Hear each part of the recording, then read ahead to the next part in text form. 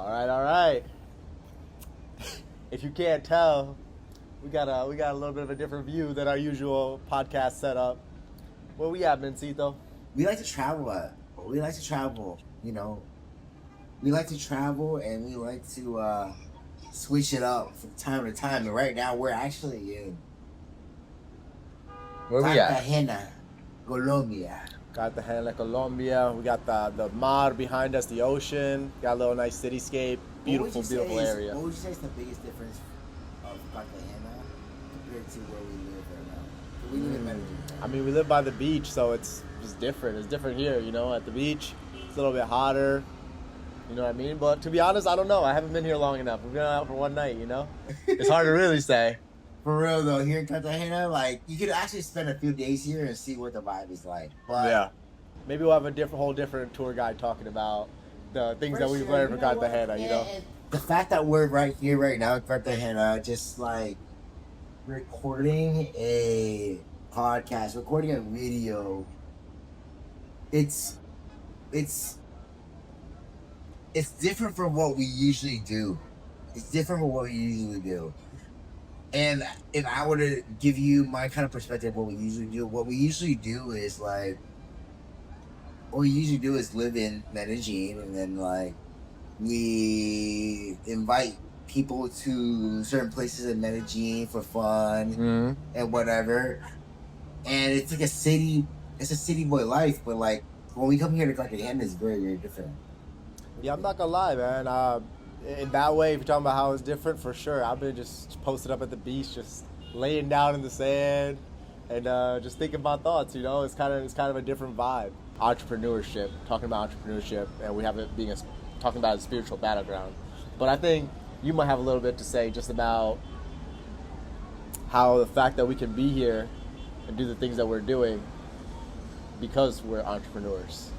For me, at least, I've always optimized my life for freedom. I've always optimized my life for how can I do this with at little amount of effort possible. And I guess that is, in a way, that's kind of a lazy dream. But how would you do something with as little amount as effort possible? Could you? And so coming here to Cartagena, I don't think it was a shit ton of fucking effort at all, actually. Yeah. The place we got right now. What do you think? No, I don't think the effort is in just coming out here to visit, but I'm saying the fact that we can just come out, we live overseas in Medellin, we can just fly out here for the weekend, have a great time, and just have that flexibility and that freedom that we have. You know what I'm saying? Because a lot of people, they would love to travel and do a bunch of different things, but they're kind of restrained on the confinement of their jobs, And that's not to knock on anyone that works 9 to 5. What do you think the biggest constraints are? If you had to really hone in on it, what would you think the biggest constraints are? I mean, there's probably a lot, but I would say it depends on the person. I'll speak for myself. It's fear of taking risks. When you're an entrepreneur, everything is kind of on you. Whether your business does well or it tanks, you have to take responsibility for it. And I would say the biggest thing, I've probably been a full-time entrepreneur since February, is being able to handle uncertainty. You don't know. To be able to handle uncertainty? Yeah. That's probably the main skill of entrepreneurship, though. Probably, though. Man, to be able to handle the feeling or the emotion of uncertainty is actually it's a big task. It's no small task. For sure. And what's crazy is I guess what that means practically is I'll sit there, and I know we both plugged into the same journey. We'll sit there and you're working and you're spending money's going out, you're putting all this time, but nothing just comes in right away. You know what I mean? It's not like you just get a fat check or a check every 2 weeks. And that can be a little scary, and that can mentally fuck with you. So that kind of leads me to the point of this prompt, is entrepreneurship being a spiritual battleground, or even something that I think you said was that entrepreneurship is any problem that you have in your business is not usually a business problem; it's a personal problem. So maybe you could expand a little bit on what you meant by that. You can chalk it up to 99.9999% of the time. That business problem is actually just a personal problem that you transferred over to your business. That happens all the time. You don't have a business problem. You have a personal problem manifesting in your business. And so, and look, like let's be honest, right? That's different for every fucking person. That's literally different for every fucking person. Yeah. Which is why like every man kind of has to have his like own kind of, I would say his own kind of blueprint, because like not every man wants to make money the same way, and not every man wants to make a shit ton of money right away. Or maybe they do, but there's usually a fucking like there's usually an intrusion of ideas right then and there. If you have a general direction where you want to take people and your friends and the people you love, don't you think that if somebody came in with a completely just kind of like opposite direction or mission, don't you think that's a little bit like, wouldn't you think that's a little bit like, It would just go against what you want to do, or what your direction of things are. yeah. It's like a clash. Yeah. Yeah, I mean, I think the last thing I'll say on like the entrepreneurship is, being a spiritual battleground and being a place for self-development is, to your point about like personal problems manifesting as business problems. It's like simple things like your ability to show up on time, your ability to commit to things, ability to make decisions right away. Those are all things that I feel that, being a real estate investor and being a full-time real estate investor the last few months has really taught me. Is like, oh, I see how those things that I mentioned were manifesting in just my day-to-day life. And when I was struggling with my business, it was those same problems. Not showing up for things, being scared to, reach out to prospects, just things like that. So I think for me, that's how those personal things carry over and how they kind of mesh, I think actually, I want to dig into a little bit like your entrepreneurship journey, because yeah, you came from the States. And like, what was that? Was it hard at all to become an entrepreneur? Was it like the journey of becoming an entrepreneur? Is it what people make it out to be, or are we just like, talking our shit sometimes? What do you think? Some people would be able to relate to me, right? I came from like a college educated background, had a secure 6-figure job, getting paid well, so like on the outside it looks like, why would you not stay there and do that? And we talk about the golden handcuffs a lot, right? Yeah. It's like, unless you really love what you do, it's really hard to work a job and do something, even if you get paid well, and truly kind of feel energized by it. You know what I mean? And that's how I felt working a corporate job was, to be honest, I didn't give a fuck about it, but it paid really well. So I always had that conflict, you know what I mean? Would you say like most people in America are in that kind of situation? Or? For sure. I would say all of my peers, the ones that I went to, I worked with, or my colleagues, right? There's different people at different levels financially or whatever, but a lot of the people that I know work in corporate would rather be doing something else, for sure. I've told you stories about like people that I used to work with in San Francisco who I'd ask them like, what are you looking forward to? And I've literally had people tell me, I'm looking forward to retiring, So that's just like, it's so normal. That's actually a normal thing you hear all the time. I'm looking forward to retiring. I've heard it more than once, but like there's people that love their jobs, right? And they should continue doing what they're doing. But there's a lot of people that don't, and but they stay because they get a check. Right. And the check might be really good, right? But part of your soul kind of like dies. It's kind of just like your energy, like you're doing the right things. Like, I think you'll agree with me. You're doing the right things when you wake up and you're energized by doing it, right? So when I'm hunting for a business deal, I'm excited. Like, I'm energized. My mind is racing. I'm thinking about it. versus when you're working a job that you don't really care about or you're just kind of half-assing.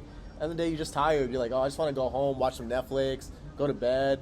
Yeah, there's. I guess what I'm just saying is there's things that I think everyone is in their own position, but a lot of people are in the position where they might have a little bit of money saved up, and if they feel that way, they should take the risk. Take the risk and go into entrepreneurship. Do you think it's more of an emotional thing or a finance thing? I think it's both. I think definitely both. I think people don't know how to save their money and how to live below their means. That's definitely a big part of it. And the other part is for sure there are people who have money saved up, but they're too scared to take that jump because it is scary. You don't know if you're gonna win. You don't know if you're gonna lose. That's true. But you can always come back to a job. That's the great thing. It's always there for you. You can always go back. You could almost say that like it's less risky to go after what you actually want to go after. In the long run, yeah. It doesn't seem like it immediately, right? And immediately it's like, fuck, I'm not making any money. I'm spending all this time. I'm working. But in the long run, what's most important? Like your satisfaction, your well-being, your energy. Because, for yourself, but then also everybody around. If you fucking sit at your desk 6-7 hours a day and you're kind of just depressed a little bit, you're like, fuck, I don't really want to do this. That carries over to everything. That carries to everything that you do, Yeah. So, yeah. That's true. It's cool. It's cool. Like, I mean, it's definitely not cut out what everyone cut out to be. People think entrepreneurs are super sexy. But a lot of times, I watch you every day, bro, like since the beginning of the year. I wake up, I see you just sitting on your laptop working from day to night. And people only see the fun stuff, maybe the stuff on Instagram, but we spend a lot of time working. Like, if we being really real, entrepreneurship ain't actually sexy. It just looks sexy. Yeah. Like, if we being really real, like, entrepreneurship is actually kind of hard. It's fucking hard. You can't, like, the reality is, like, if you can't deal with entrepreneurship, if you can't deal with people, if you can't deal with conflict, if you can't deal with people in general, then you probably should not be an entrepreneur. Yeah. If your patience with people is like there is none, you should not. You should not. Should not be an entrepreneur, huh? Entrepreneur. Yeah. I think everyone should try it. They should throw themselves in the fire and see what happens. Because a lot of things I didn't think I could do, like even jumping on sales calls, used to be super scary for me. But now I don't think twice. I just pick up the phone. But that was a process. I had to go through that process. Yeah. I think what you really need to be, I'm still early, so I can't talk too much shit, but like, what you really need is just the willingness to stick in the game long enough. If you're willing to stick with whatever you're doing, you're gonna succeed. And a lot of people, they feel that fear, that frustration, and then they give up. That's true. People aren't very sticky these days. Oh, for sure. It's kind of like the ADHD mentality, but I don't know if we have these comments, but let me know if you want to talk about it. There's just responding to hate comments that we get. Oh, okay. That's how. Yeah, it's a thread. I don't have to be up here, but all right, you get look. No matter, I already told Naz, like, look, no matter where the fuck we go, if we're actually putting ourselves out there, people are always going to hate. Either like no fucking matter what, they're going to find something to not like. Like that is the point of hate, and you're always trying to find something that you do not like about that person or brand or whatever, right? Yeah, I mean, really all I can say about the hate comments is it's cool, definitely do your hating. Like, that's fine. Like, honestly, we welcome it. Like, I think we both welcome people criticizing us or, We have a lot. A lot of hate? No, I don't think we have a lot of hate, right? But people will, both in person and online, say some shit about what we do or have an opinion about it, and that's fine. Like, personally, I welcome it, and I'm sure you do as well. But it's like, one of the things I've learned by being on camera is it's one thing to have an opinion about something, but it's another thing to be able to voice it. And a lot of people will have an opinion about what I do, and I invite them to come and talk to me because I'm very open to talking to you. Have you ever had anybody challenge you kind of a little bit, like on the pod, or you mean just like people who watch our pod?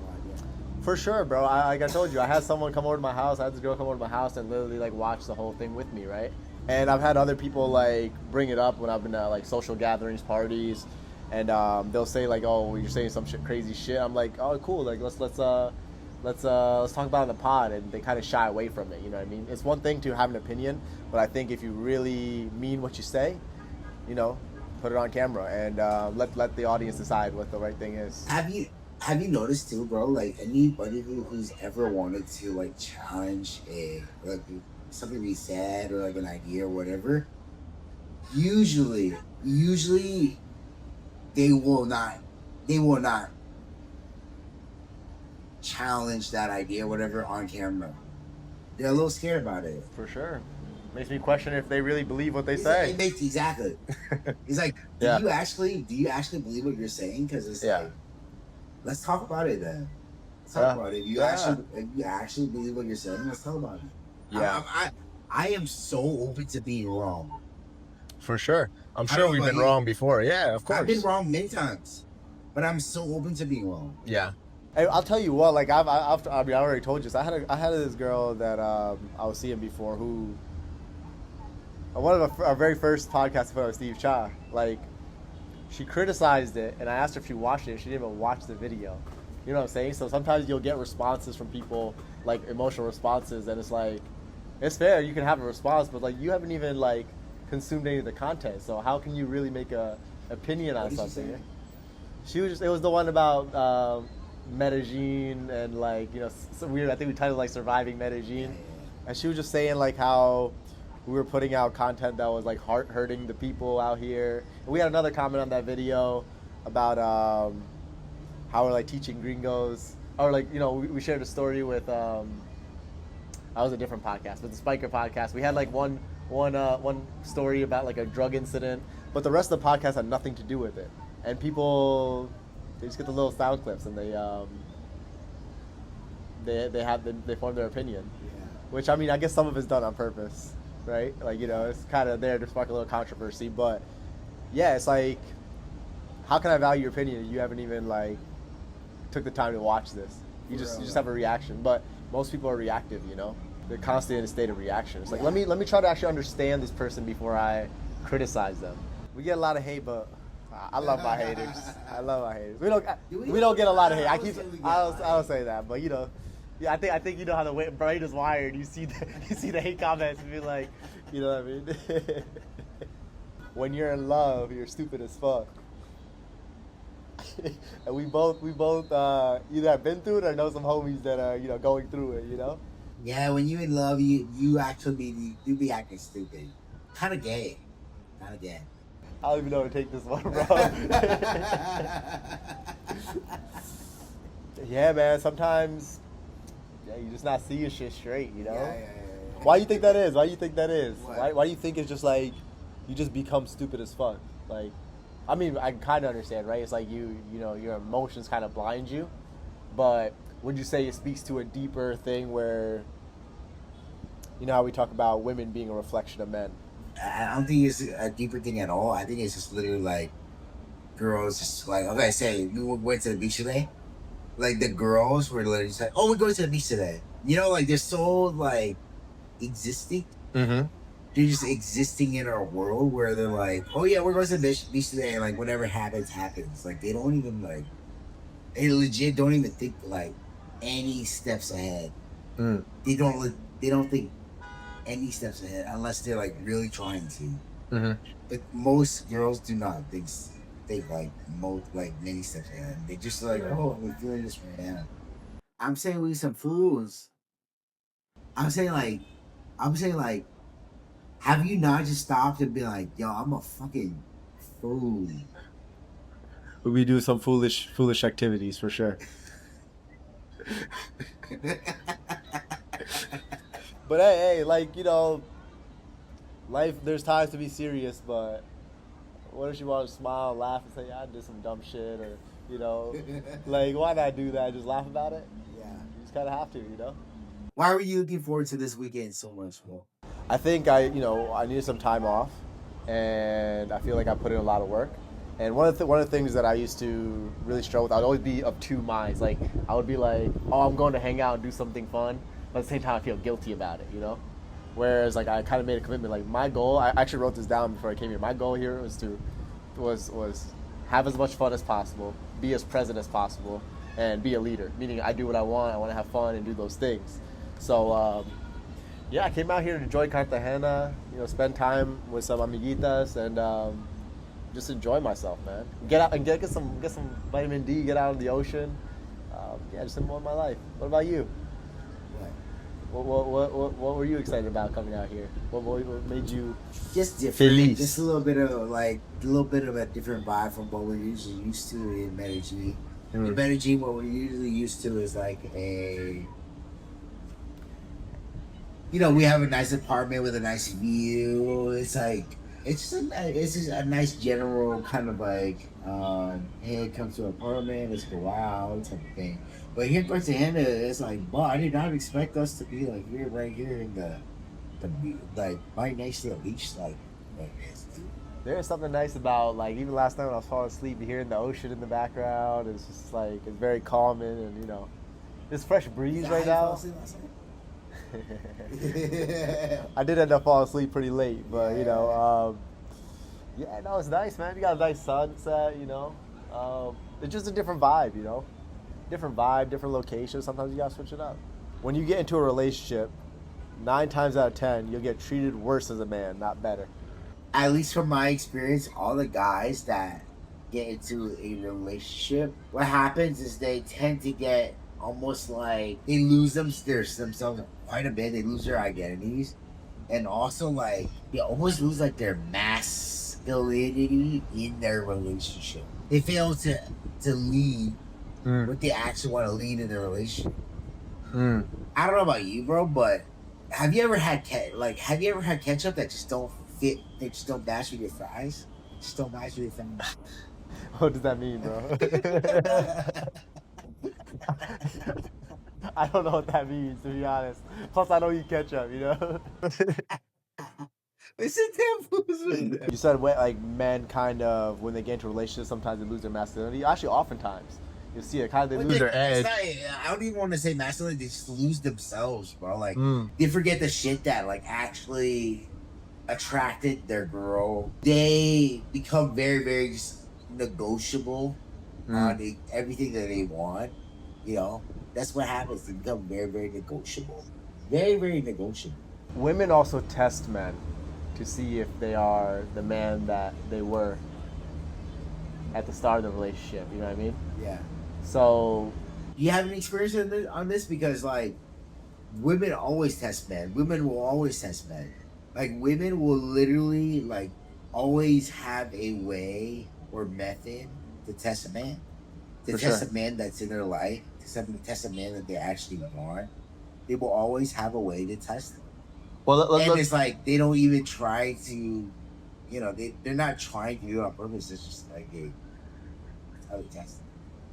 Well, how would you describe, I guess, like a healthy masculine feminine dynamic? Like, what I mean by that is, like, to me, what that would mean is, like, usually a man is leading in a relationship. You know what I mean?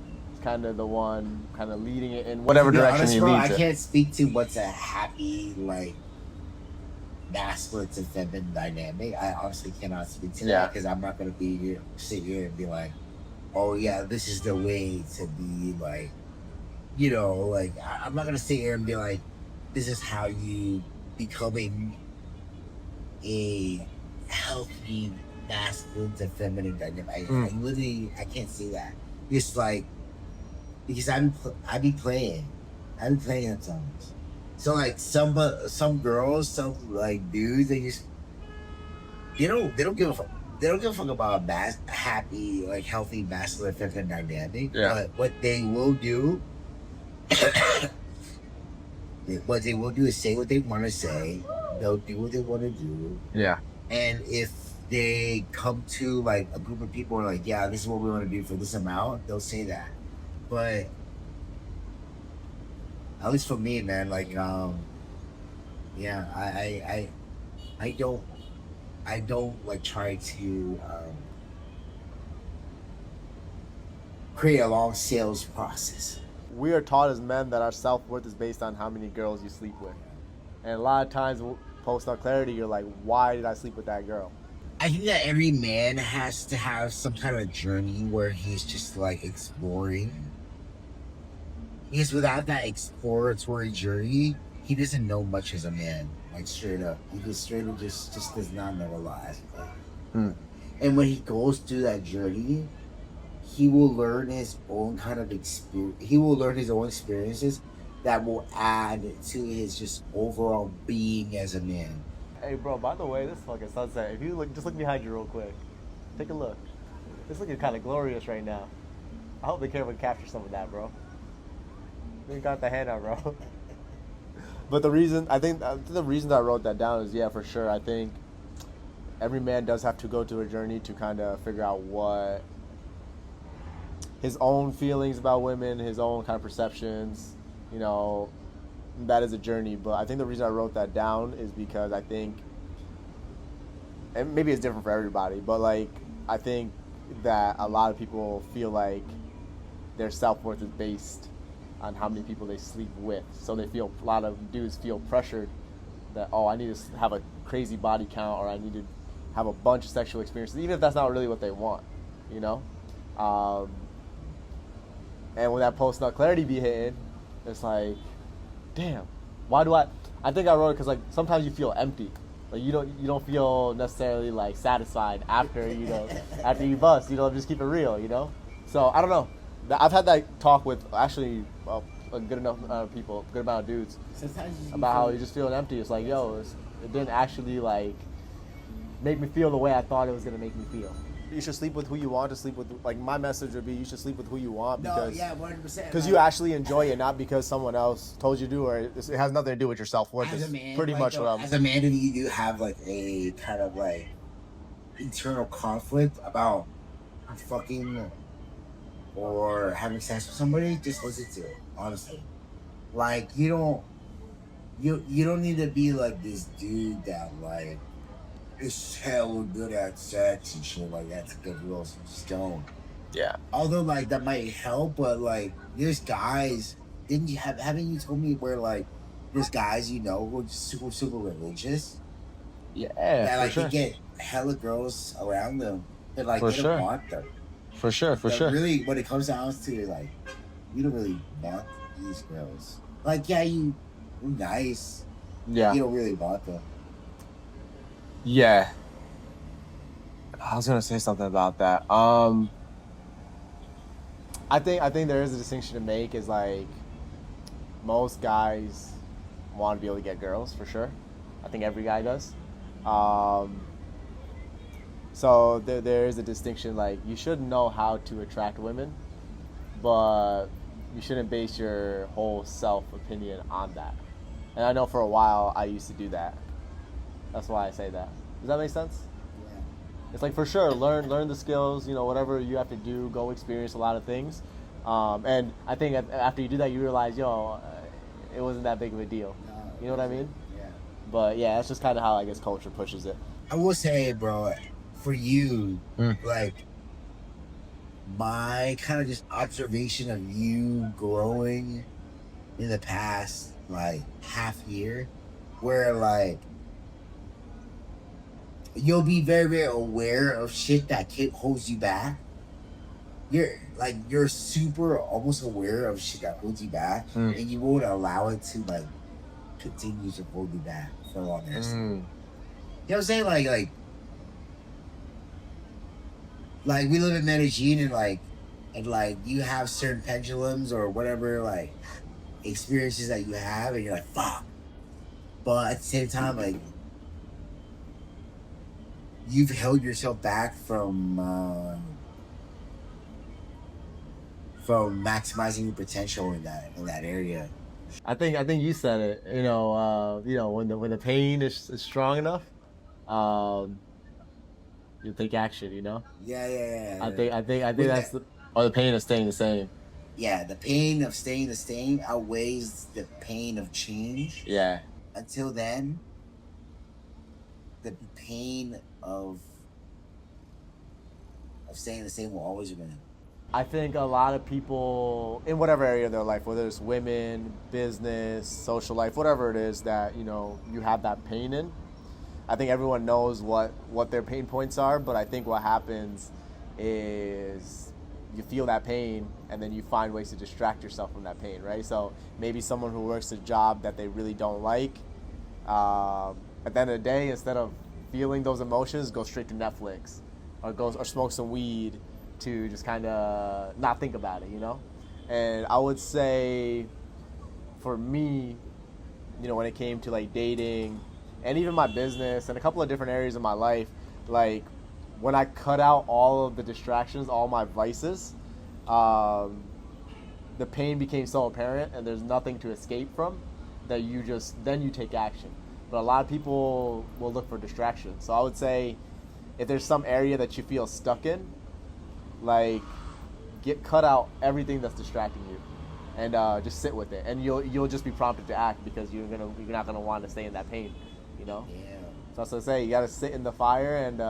Have you been sitting in the fire a lot? Oh, for sure, man. I mean, you live with me, so you kind of see it. Like, especially like when I got sober, like completely sober, I cut out all that stuff. I cut out social media, cut out drugs, all that stuff. Like, this shit was rough for like maybe the first like 30 days. Like, I was swinging back and forth emotionally and all that, but like it was worth sticking with it, because like now I feel like I've reached an equilibrium, and now I'm kind of like trending upwards, you know, with momentum. But yeah, it's like I feel like what I'm trying to say is, when you cut out the distractions, you will naturally act. Yeah. But people will spend years trying to avoid something, and the way they do it is by distracting themselves. It's still in the back of their mind, but they're just going to distract themselves. So just cut out the distractions, and that voice will speak to you and tell you, yo, you need to fix whatever problem this is. That fucking voice, man. That fucking voice. Listen to it. Everybody's got it. Let it guide you. Let it just take the reins real quick and see where it takes you, because it's usually fun, though. Dude, you know what's crazy is, like, yeah, when you do listen to the voice, I don't know if you want to call it your intuition, but there's a voice that does kind of tell you, oh, you should try this, or you should, you know, lean into this. It's very adventurous, you know?